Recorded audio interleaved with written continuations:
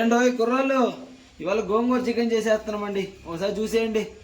ముందుగా దానికోసం 3 టమోటాలు, 2 ఎర్రగడ్డలు, 10 పచ్చిమిరపకాయలు, 3 ఎండుమిరకాయలు, 3 జాడిపత్రి ఆకులు, ఓ కోసిన్ని లవంగాలు, 3 చెక్క తీసుకోండి. అలాగనే గోంగూర కూడా ఒలిచిపెట్టేసుకోండి. అలాగనే మనము కేజీ చికెన్ తీసుకున్నామండి మేము ఇవాళ. సో అది ముందుగా నీట్గా కడిగి పసుపుతో అలా పక్కన పెట్టేసుకున్నాము. తీసుకొని దాన్ని అలా లేపేస్తే ఇలా మనకి మంట పుడుతుందండి. మిరపకాయ తెలుసు కదండి, మనల్ని మంట పుట్టించేది ఫస్ట్ ఇదేనండి. అలాగే ఇంకోటి ఉంటుందండి ఏడిపించేది ఉల్లిపాయ, ఇది తెలుసు కదండి. కూరకైతే ఇది ఏడిపిదండి. మనం అలా కోసేస్తుంటే మనల్ని ఏడిపిస్తుందండి. మన లవర్ మేలండి, ఏడిపించదు, ఒకసారి బాధ పెట్టి వదిలేస్తుంది. ఇది అలా కాదండి, కోసే కొద్దీ ఏడిపిస్తూనే ఉంటుందండి. ఎంతమంది ఎక్స్పీరియన్స్ ఏంటండి? ఏదో అలా ఏదో మన గురువురా వీరప్రతాప్ రెడ్డి. ముందుగా కొంచెం నూనె తీసుకోవాలండి. పోసేయండి. ఓహో కొంచెం కొంచెం కొంచెం కొంచెం నూనెగా. సో తరువాత మనం తీసుకున్న 3 జాడిపత్రి, చెక్క, లవంగం, ఈ ఎండుమిరకాయలు, ఉల్లిపాయలు, అలాగే పచ్చిమిర్చి వరకు వేసేసుకొని మొత్తం ఒకేసారి, మనం బ్యాచులర్స్ కదా, లెక్కాజామ ఉండదు, వేసేసుకోవడమే ఉన్నంత వరకు. వేసుకున్న తర్వాత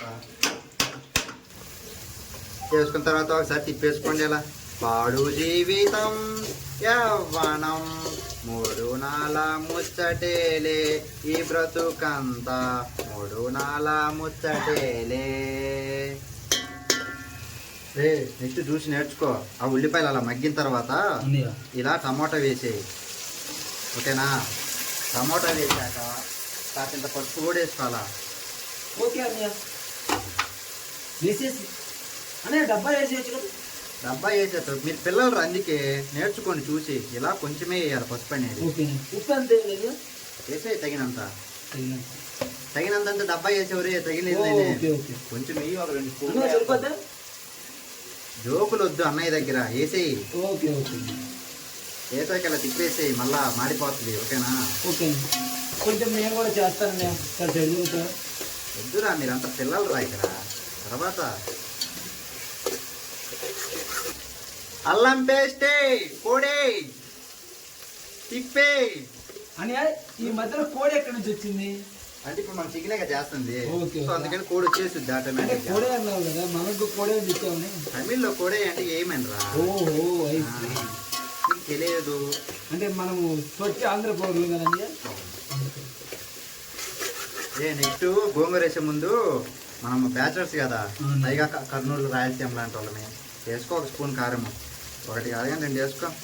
మంటకి పోతే ఏం కదరా, తెలుసు కదా మనం ఎక్కడ వెళ్తున్నాం. పైగా రాయలసీమ. వేసేసి తిప్పి గోంగూర వేసుకుంటే ముందు. ఇప్పుడు గోంగూరరా. ఓహో అన్నయ్య, ఓ పాట అందుకో. గోంగూర తోట కాడ కప్పుగాసా, అబ్బో కోడి పూసే వేలదాకా ఎదురు చూసా.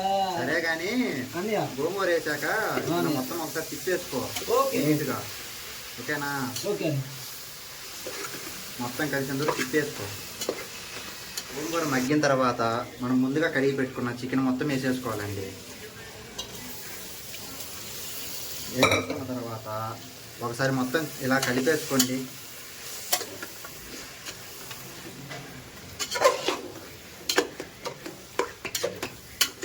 ఇప్పుడే వాటర్ పని లేదండి, ఎందుకంటే చికెన్ నుంచి వాటర్ వస్తాయి కదా, సో వాటర్ ఏం పని లేదు. ఇలా పెట్టేసుకొని మూత పెట్టేసుకోండి.